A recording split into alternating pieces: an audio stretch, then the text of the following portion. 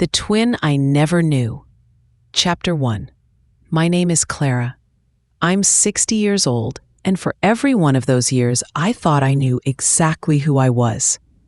The only child of devoted parents, Margaret and Arthur Davis. A quiet childhood in a small town. A life built on solid ground, or so I believed. My parents were good people, kind, loving, perhaps a little reserved, but whose aren't? They gave me a stable home, a good education, and unconditional love. They were my anchors in the world. My mother passed away 5 years ago, and my father followed just last year. Sorting through their belongings has been a slow, bittersweet process. Each object holds a memory, a story. The house they lived in for 50 years, the house I grew up in, felt like a museum of our shared life.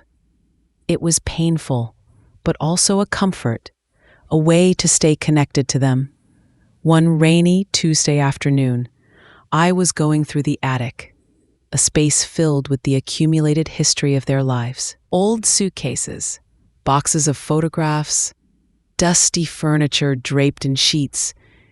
In the corner, tucked behind a stack of photo albums, I found a large, ornate wooden box I'd never seen before. It wasn't locked, and the lid lifted easily, revealing layers of tissue paper yellowed with age. Inside, there wasn't what I expected. No old clothes or linens. Instead, there was a collection of documents and letters, birth certificates, marriage licenses, old utility bills, property deeds, the paper trail of a life.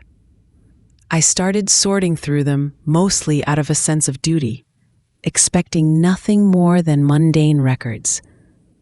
As I dug deeper, my hands brushing against the brittle paper, I found a small bundle of letters tied with a faded pink ribbon. They were addressed to my mother, in a handwriting I didn't recognize. Curious, I untied the ribbon and began to read.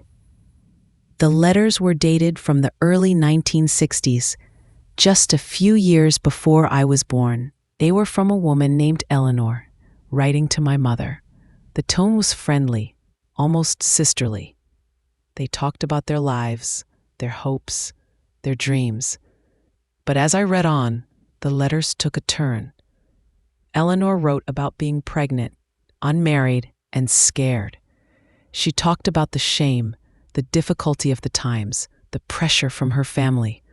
My mother's replies weren't in the box, so I was only getting one side of the conversation. But through Eleanor's words, I could piece together a story. Eleanor was asking my mother for help, for advice, for a place to stay away from prying eyes. She wrote about needing to keep her pregnancy a secret.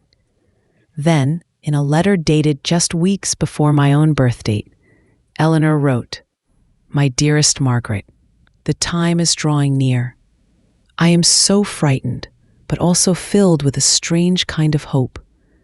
The doctors say everything is progressing well, but the secrecy is weighing on me. My parents are adamant. No one must ever know. Especially about the second one. They say it's the only way. 2 babies, unmarried, in this time, it would ruin everyone. The family you found seems kind. Are you sure they understand? Are you sure they will love her as their own? Please, Margaret, tell me everything is set. I trust you. You are the only one who knows the full truth. And please, promise me you will keep them close, that they will know each other someday. It is my only wish."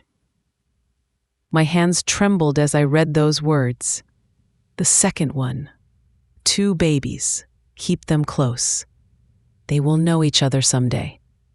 It couldn't be. What was Eleanor talking about? 2 babies? A second one?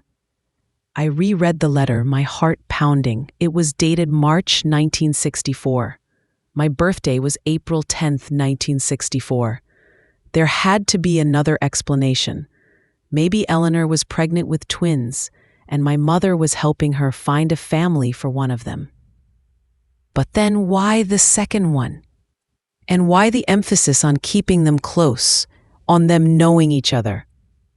I dug frantically through the rest of the documents in the box. Birth certificates. My own was there, listing Margaret and Arthur Davis as my parents, born April 10th, 1964.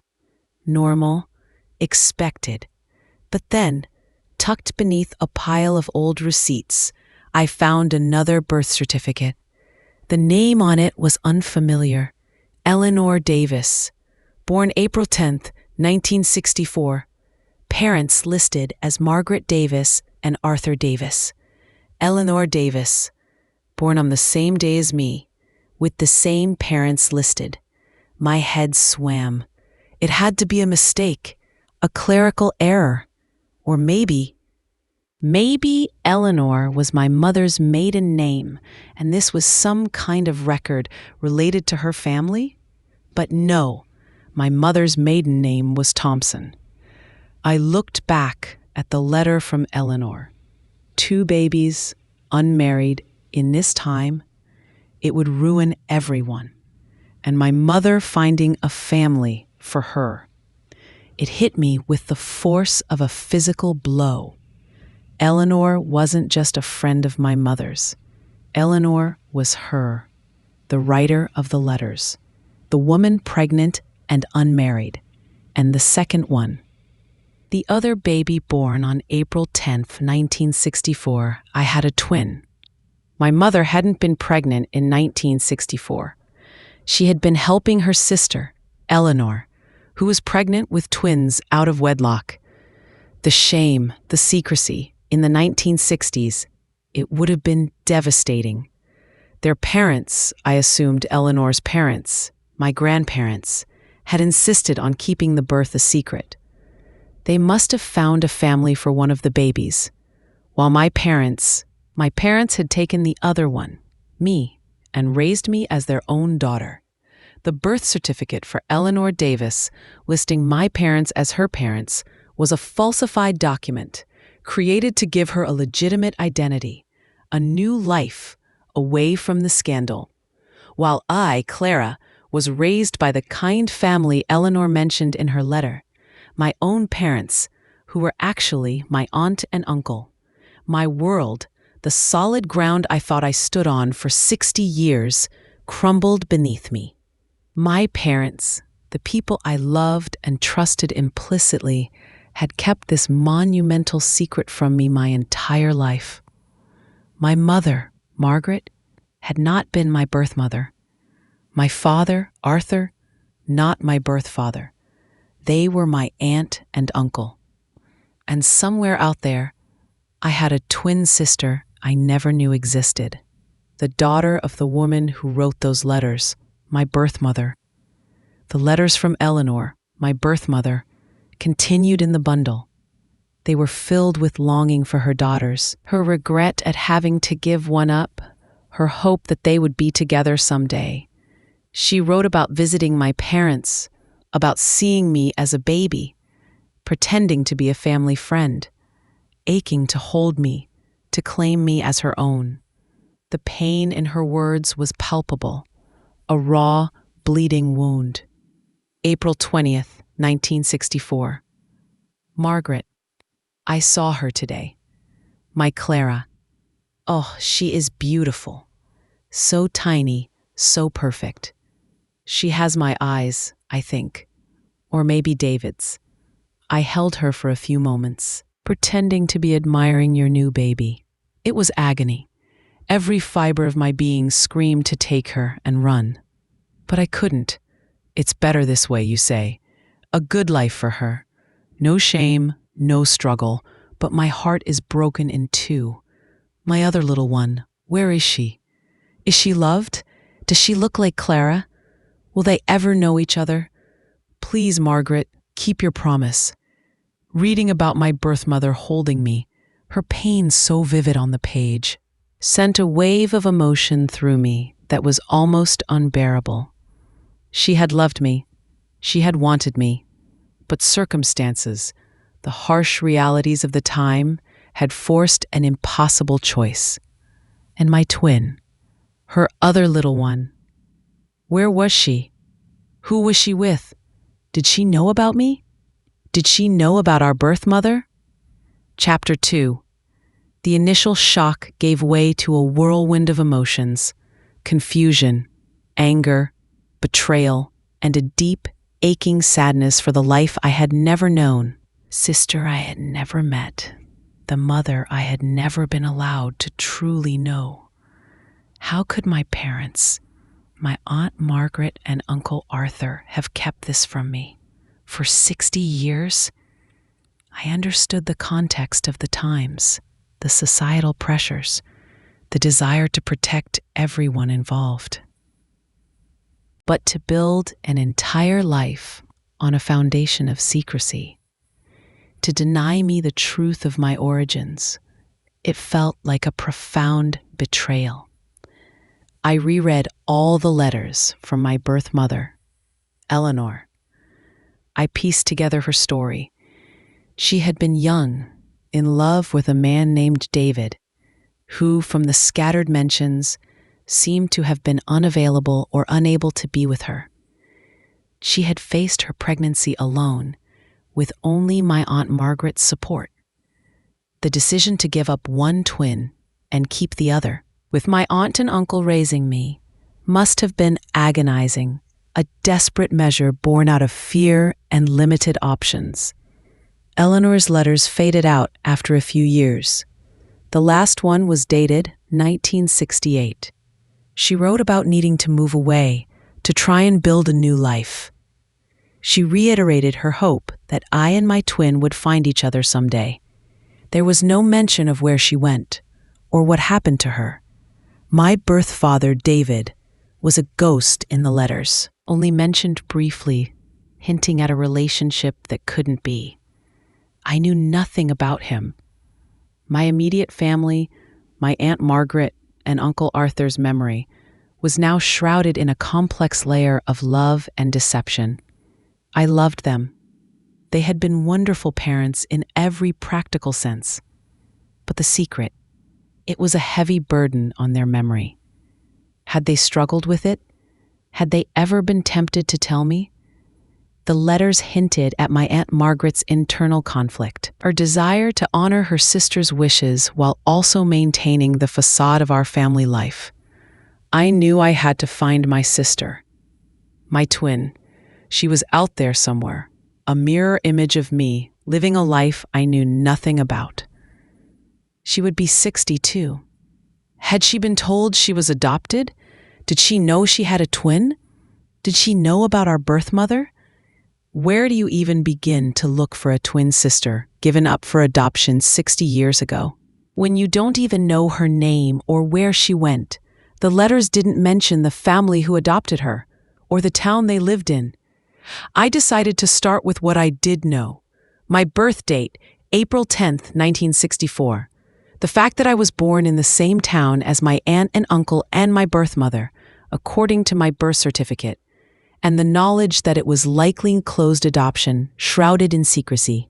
I knew about DNA testing from news stories and online articles about people finding long-lost relatives. It seemed like the most promising avenue. I ordered a DNA kit from a major ancestry service. Waiting for the results felt like an eternity.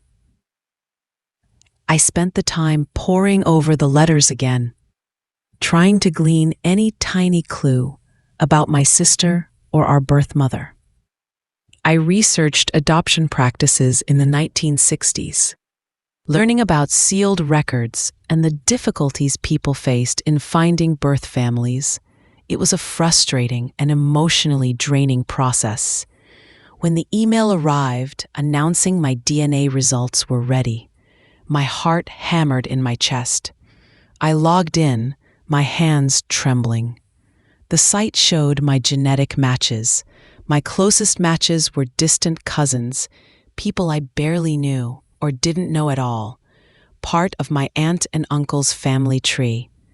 But lower down the list, under the category of close relative, was a name I didn't recognize: Katherine Foster.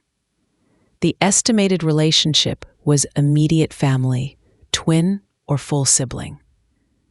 My breath caught in my throat. Katherine Foster, my twin. She had done a DNA test too. The site provided a way to message matches. I stared at Katherine Foster's profile name, a stranger's name attached to the most intimate relationship possible. How do you write to someone who is literally half of you? But a complete stranger? I drafted a message, carefully choosing my words. I introduced myself, explained about doing the DNA test and the surprising result. I mentioned my birth date, April 10th, 1964, and the town I was born in. I said that I believed I was adopted as a baby and had recently discovered through family documents that I might have a twin sister.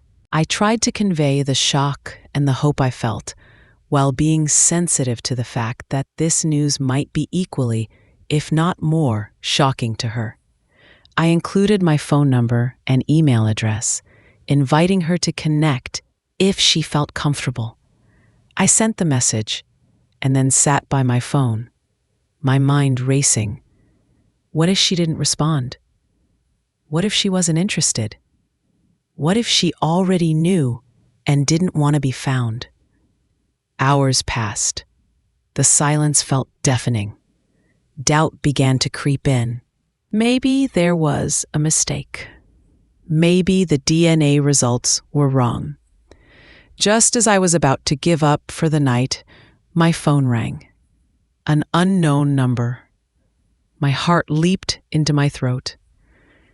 I hesitated for a moment, then answered, my voice a little shaky. Hello? Clara?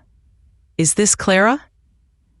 The voice on the other end was female, tentative, with a slight lilt that sounded strangely familiar, like an echo from a dream. Yes, I whispered. This is Clara. This is Katherine Foster, she said. Her voice was stronger now, but still filled with disbelief. I got your message on the DNA site. I don't know what to say. Neither do I admitted, tears welling up in my eyes. Your message? It was a shock. For me too, she said softly. I knew I was adopted. My parents told me when I was little. They were wonderful parents. I had a happy childhood. I never really searched for my birth parents. Part of me was curious, but I didn't want to upset my parents, and part of me was afraid of what I might find. I understand, I said, my voice thick with emotion. I didn't know any of this. I thought the people who raised me were my birth parents. I just found out the truth, sorting through their things after they passed away. You found documents? She asked, intrigued. Yes, I said. Letters, a birth certificate that seems to be yours, listing my parents as your parents. It's complicated. Complicated is an understatement, she said, and I heard a small, nervous laugh in her voice. You said, you think we're twins? The DNA result says immediate family, twin or full sibling, I explained. And the birth dates, April 10th, 1964, in the same town, and the letters from my birth mother. She wrote about 2 babies, about having to give one up. There was a long silence. I could hear her breathing on the other end of the line. Finally, she spoke, her voice filled with wonder. 2 babies. A twin. I have a twin sister. You do, I said, tears streaming down my face now. And I have you. We talked for a long time that night. two strangers connected by blood and a 60-year-old secret. We shared the fragmented pieces of our lives, our adoptive families, our experiences. She told me about her wonderful parents, her happy childhood. She was married, with children and grandchildren, just like me. Our lives had run parallel, unknowingly intertwined. We were cautious, still processing the enormity of the discovery. But there was an undeniable pull, a sense of destiny, of a missing piece, finally found. We agreed to talk again soon, to take things slowly, but to explore this extraordinary connection. Hanging up the phone, I felt a strange mixture of grief for the life I thought I had, and exhilaration for the life that was now unfolding, a life that included a twin sister I never knew I had. A secret that had been hidden for so long had finally brought us together. Chapter 3. Talking to Katherine felt both completely natural and utterly bizarre.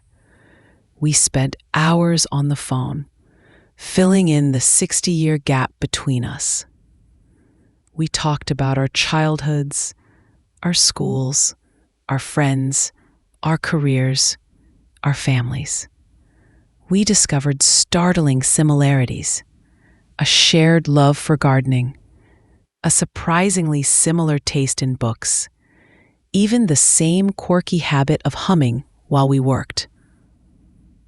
It was like looking in a mirror, not just physically, though we discovered we did look remarkably alike, a fact her adopted parents had attributed to coincidence. But in the small, intimate details of our personalities, we decided to meet in person. The idea was both exciting and terrifying.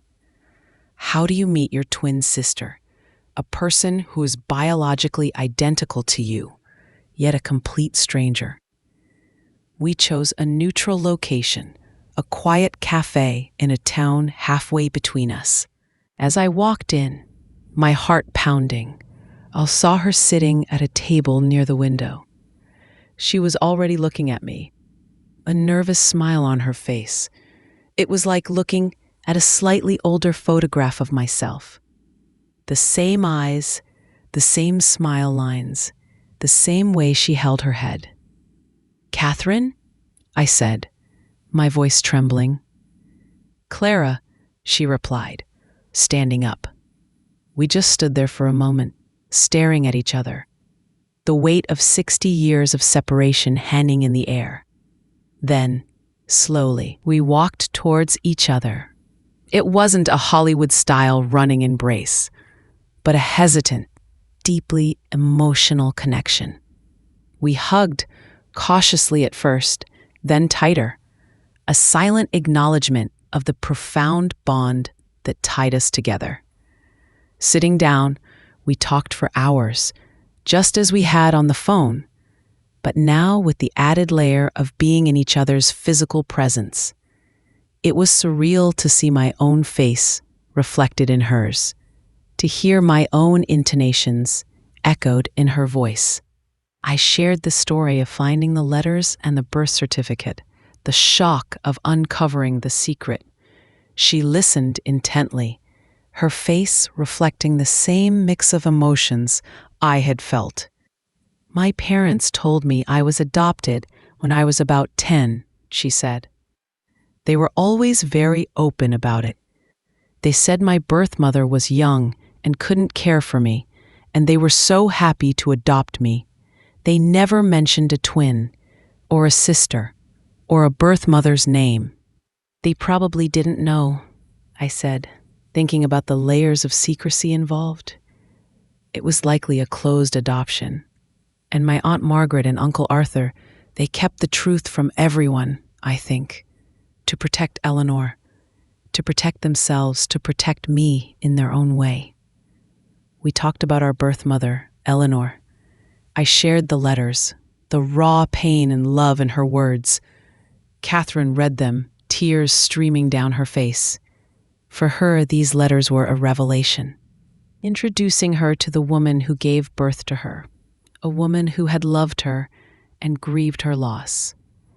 She wanted us to be together, Katherine said, her voice choked with emotion.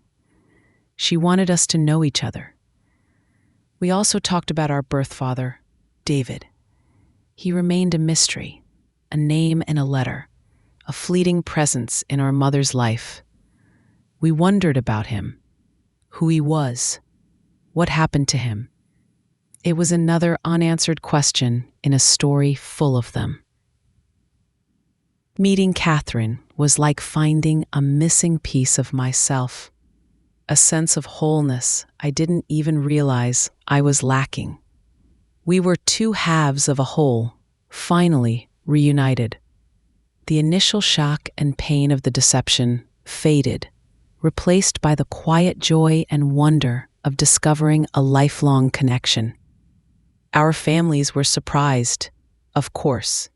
My children were fascinated to learn they had an aunt they never knew, and new cousins. Katherine's family was equally surprised and remarkably open and welcoming. It wasn't without its challenges, integrating two established families, navigating the complexities of our shared hidden history. But the desire for connection, the joy of this unexpected family, smoothed over the bumps. We introduced our families to each other. It was a little awkward at first, but the natural warmth and humor of families connecting eventually won out. Our children and grandchildren met, forging new bonds, creating new branches on our shared family tree. Chapter 4. As Katherine and I built our relationship, sharing our lives and histories, a new question emerged, a quiet ache that lingered beneath the joy of our reunion. What about our birth mother, Eleanor? We knew she had moved away around 1968, wanting to start a new life. We knew she had grieved our separation and hoped we would find each other. But what happened to her? Did she ever find happiness? Did she have other children? Was she still alive? Finding her felt important, a way to complete the circle, to thank her for the difficult choices she made, to let her know her wish for us to find each other had come true. We had so little to go on. Her first name, Eleanor, the approximate year she moved away from our birth town, 1968, and the fact that she had a deep love for her daughters, a love that was palpable in her letters. We started with online searches, looking for anyone named Eleanor born around her likely birth year, who might have moved from our area in the late 1960s. It was a daunting task. Eleanor was a common name, and without a last name or a specific destination, the search was like looking for a single star in a vast galaxy. We tried searching for the man named David, mentioned in her letters, our potential birth father.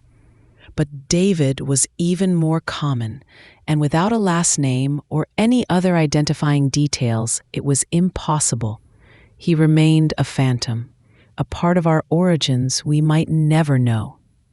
We decided to use our DNA results again. Focusing on finding relatives on our birth mother's side, we reached out to some of the more distant matches listed on our DNA profiles, people we shared a small amount of DNA with, who were likely related to our birth mother's family. We explained our situation, cautiously at first, sharing just enough information to pique their interest without overwhelming them. Responses were mixed. Some people were intrigued and willing to share information about their family trees. Others were hesitant, wary of unexpected contact from strangers claiming to be relatives. It was a slow, often frustrating process. Through connecting with a few distant cousins on our birth mother's side, we started to piece together fragments of information about Eleanor's family, her parents, her siblings, including our Aunt Margaret. We learned that Eleanor had indeed moved away in the late 1960s, and the family had largely lost touch with her. There were whispers of a difficult time she went through, a period of sadness, which now, knowing our story, made perfect sense. One cousin, a lovely older woman named Betty, remembered Eleanor more clearly. She confirmed that Eleanor had struggled after leaving home, that she had tried to build a new life, but seemed to carry a deep sadness. Betty didn't know if Eleanor ever married or had other children. The family had eventually lost complete contact with her. Betty did remember one thing that stood out. Eleanor had a distinctive piece of jewelry she always wore, a silver locket with an intricate floral design. It had belonged to their grandmother, a silver locket. It wasn't much, but it was a tangible detail, something that might help identify her if we ever found a photo or record of her later in life. We continued our search, using the new information we had gathered. We looked for marriage records, death records, anything that might show a woman named Eleanor, born around 1944 to 1945, estimating based on her being young in 1964, with a possible connection to the towns her family came from. Years passed. Our relationship with Katherine deepened. We were sisters, friends, confidants. We celebrated birthdays and holidays together, a new tradition that felt like it had always been missing. Our families blended, creating a larger, richer tapestry of connection. The search for Eleanor continued in the background, a quiet quest driven by a deep-seated need for closure and connection. We had accepted that we might never find her, that her story might remain unfinished. But we kept looking, just in case. Then, a breakthrough, completely unexpected. Katherine, while doing some casual online research about her adoptive family's history, stumbled upon an obituary in a small-town newspaper archive from a few years prior. The name was Elena Petrov. The age matched. The town was one we had never connected to our search before. But something about the obituary caught Katherine's eye.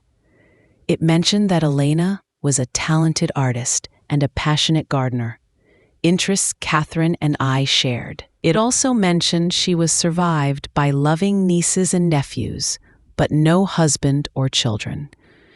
It was a long shot, but something about it resonated. We dug deeper. We found a photo associated with the obituary, an older woman with kind eyes and a gentle smile. She looked vaguely familiar, like someone I might have passed on the street. But then I noticed something else in the photo. Around her neck, visible just above the collar of her dress, was a silver locket, an intricate floral design. The locket Betty had described. Our hearts pounded in unison. Could this be her? Elena Petrov? Could she have changed her name again? We found a contact name in the obituary. A niece. We reached out hesitantly, explaining our unusual situation. Our search for our birth mother, Eleanor, who had moved away years ago. We mentioned the locket. The niece, a kind woman named Sarah, was surprised but open.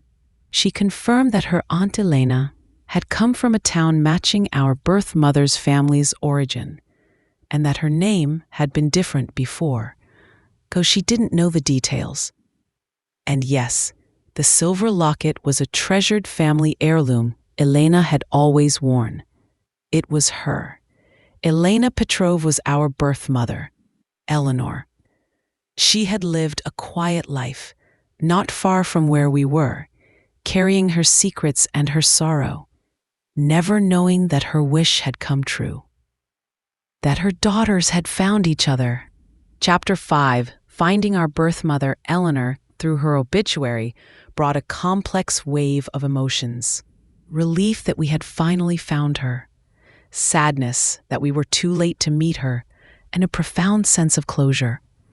We learned more about her life after she left home. She had pursued her love of art and gardening, lived a quiet, independent life. She never married, never had other children. She had carried the weight of her past, her secret, and the loss of her daughters throughout her life. We connected with Sarah and other members of Eleanor's later family. They were surprised to learn about us, about the hidden chapter of their aunt's life. They shared stories about her kindness, her quiet nature, the sadness that sometimes seemed to shadow her. It painted a fuller picture of the woman who had given us life and then made the heartbreaking choice to let us go. We visited the town where she had lived, saw the places she had frequented. We visited her grave. Standing there, two grown women, twins, sisters reunited, at the final resting place of the mother who had loved us and lost us, felt like the culmination of a 60-year journey. We left flowers, a silent tribute to the woman whose story had brought us together. We found out that Eleanor had kept a box of mementos from her younger years. Sarah shared them with us. Among them were dried flowers, old movie tickets, and a few worn photographs. And there, tucked beneath a faded photograph of a young woman who looked remarkably like us, was a small, well-worn Bible. Inside, pressed between the pages, were two tiny dried flowers, tied together with a thin, faded pink ribbon. A visual echo of the ribbon that had tied her letters in the chest. And on the inside cover of the Bible, in her familiar, delicate handwriting, she had written two names, side by side, Clara and Katherine. She had never forgotten us. She had carried us in her heart, a silent prayer for our well-being, a quiet hope for our reunion. The discovery of our birth mother and the pieces of her later life brought a deep sense of peace. The questions that had lingered for so long were finally answered. The missing piece of our identity was found. We understood the context of the secret, the difficult choices made in a different era. While the pain of the deception by our adoptive parents, our aunt and uncle, lingered, it was now understood within the larger, more complex narrative of our family history. They had loved us and protected us in the way they knew how, within the constraints of the time. Our bond with Katherine grew stronger with each passing day. We were no longer just sisters. We were best friends, confidants, two souls who had been separated but were now irrevocably linked. We shared our lives, our families, our joys and sorrows. We were living the future our birth mother had only dared to hope for. The wooden box in my attic, the letters tied with a faded ribbon, the birth certificate with a name I didn't recognize. You were no longer just dusty relics of a hidden past. They were the keys that unlocked the truth of my identity, that led me to my sister, that brought me to the story of my birth mother. Our story is one of secrets kept and secrets revealed, of lost connections and unexpected reunions, of the enduring power of love and the complex tapestry of family. It is a testament to the fact that even after 60 years, the threads of destiny can weave together, bringing together those who were meant to be together. Finding my twin, finding our birth mother's story, didn't erase the past or the pain, but it illuminated it, brought understanding, and ultimately brought a profound sense of wholeness and belonging I never knew was possible.